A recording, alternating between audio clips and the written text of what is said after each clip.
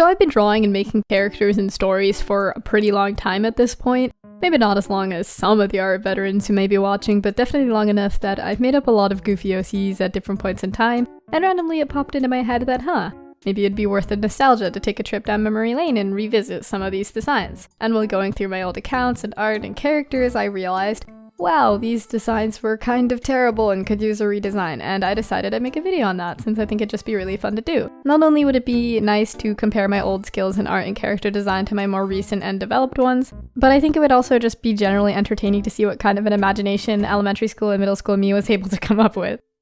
I'm gonna try and do these chronologically from oldest to most recent, and yeah, let's get started with the first character that I found. So the first character I was able to scrounge up is a gray cat named Shade. He's at least 7 years old, but honestly probably more than that. I made him up as a Warrior Cats roleplay character when I was 8 or 9 on the website Scratch. That was very Warrior Cats nerd kid 2010s of me, I know. If you don't know what Scratch is, it's this block-based coding website made for kids to learn how coding works without having to memorize actual syntax or anything or do the draining stuff that makes coding really difficult.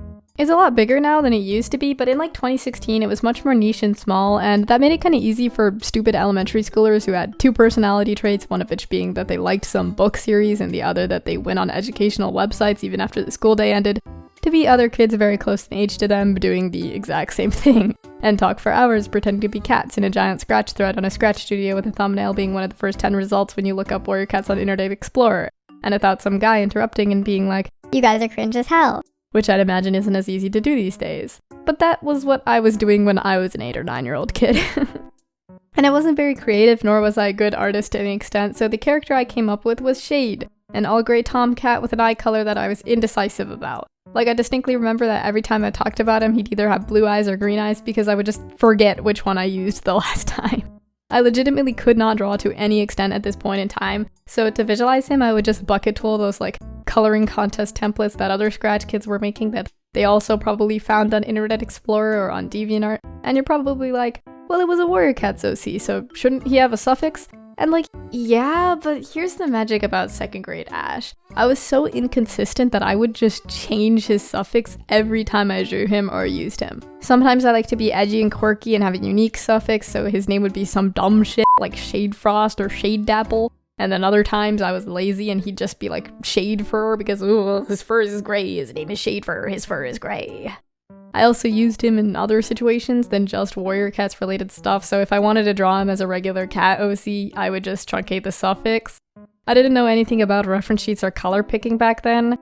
You could color pick on the Scratch bitmap editor, I just didn't because I never considered it important, and I'd just fill him in with random dark grays and color his stripes that were sometimes a part of his design and sometimes not, with a darker gray. I was so inconsistent with this character's design. Probably part of the reason why he never had a set eye color was because I just never used a reference sheet that I would reference off of every time. So for his redesign, I gave him the reference sheet that he always deserved. I decided to give him central heterochromia because it just didn't feel right to exclude neither the blue or the green. I tried to make his eyes a mix of both blue and green. I gave him kind of the stereotypical tabby cat pattern instead of just 2 stripes on his back like I used to do, since I think the tabby cat pattern was probably what I was going for. I didn't want to make his design too complicated because I felt default settings gray cat was kind of the vibe, and you know how it is, I didn't want to kill it. The next character is Flush. I came up with this character in the summer between 5th and 6th grade, and I actually can't find any drawings of him, since this was around the time I stopped using Scratch for a year or 2, though I did revisit it later in middle school. And I still didn't really document my art at this point in time, so most of the times I drew him, I just kind of doodled him in the margins of my homework and stuff. But I do know it was 2018 because I remember who he was based off of. He was designed with Lucy from Disenchantment in mind.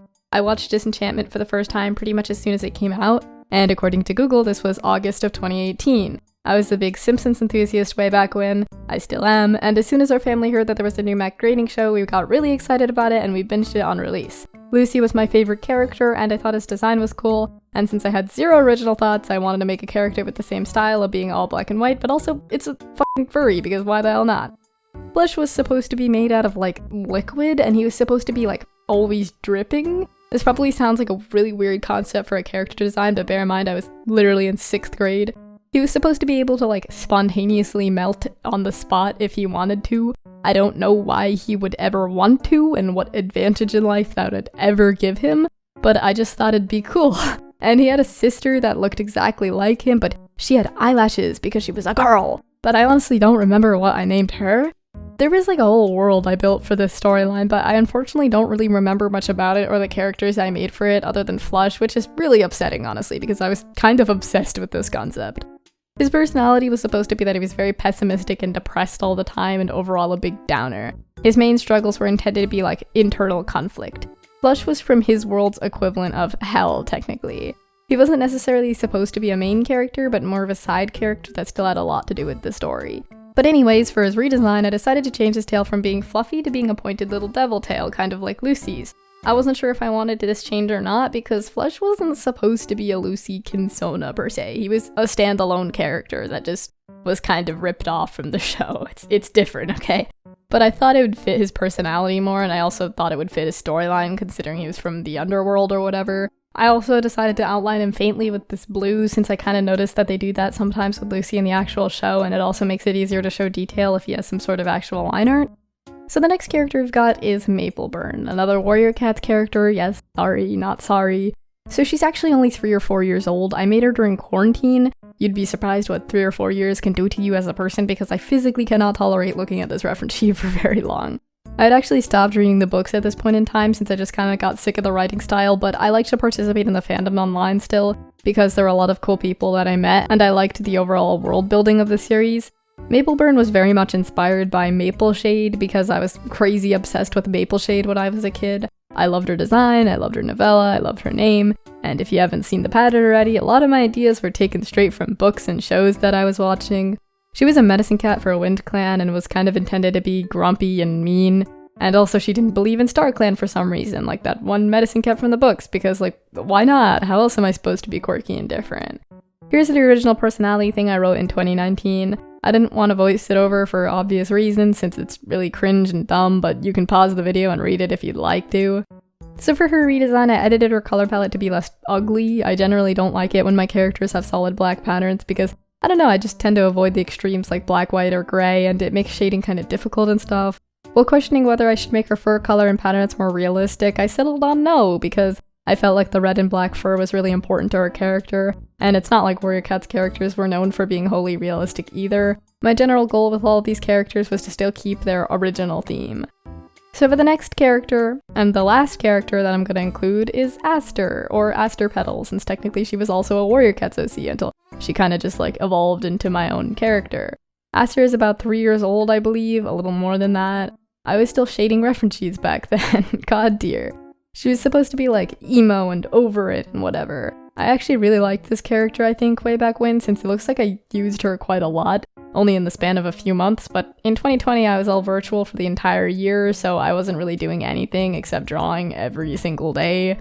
She doesn't feel as nostalgic as the other characters do, just because 2020 feels kind of recent, and it's like I remember the process of making all of these drawings of her. Like, I remember sitting on the floor of my mom's room drawing these while muted in a Teams meeting with my camera off, blatantly ignoring whatever it was I was actually supposed to be doing at any given time, and drawing this character. But she also feels like an ancient relic at the same time because, like, my entire energy has changed so much since I started high school that I just do not recognize this person to any extent. For her redesign, I decided I would tweak her color palette a little bit. I wanted to keep this orange fur and the purple eyes since I feel like they were pretty important to her character, but I wanted to make the yellow ear tips stand out a little more and maybe use that color in multiple places in the design rather than just on the ears since it's kind of unnoticeable. I was also kind of stumped for a bit on the hair swoosh poof thing because I knew I didn't want to fully get rid of it, but it also looks kind of weird on her head and I wanted it to look more like actual fur. I settled on something in between because, again, I just didn't have the heart to get rid of it, but I also do think it looks better like this. I drew a little Aster on her head because I love characters when they have accessories. And yeah, that's all I decided to include today. I have more characters that are out of use, but I thought they were too recent to be worth the redesign just yet. Maybe we'll see them again one day, just not in this video. Here's all the characters against their rework. I had a lot of fun doing this. It was really nostalgic for me, and I encourage you to do the same thing if you get the chance. While looking for all the old art and such, I fell down a huge rabbit hole of reading my old conversations with my old friends, and it really took me back in time to what I was going through back then. The good and the bad. The transition from childhood scratch innocence to missing homework hell and everything onwards. I really like doing stuff like this because not only does it show me where I've come from and where I am, but also it just is accompanied by that bittersweet feeling of, oh, look at this, I miss this. And it's nice to occasionally reflect like that. So I hope you enjoyed. This was pretty fun to do, and I want to do more things like this going forward. I like to open up the archives and take a look every once and again because I genuinely forgot about some of this stuff, so it's just kind of funky to see it again. Thank you for watching, and as always, I'll see you guys next time.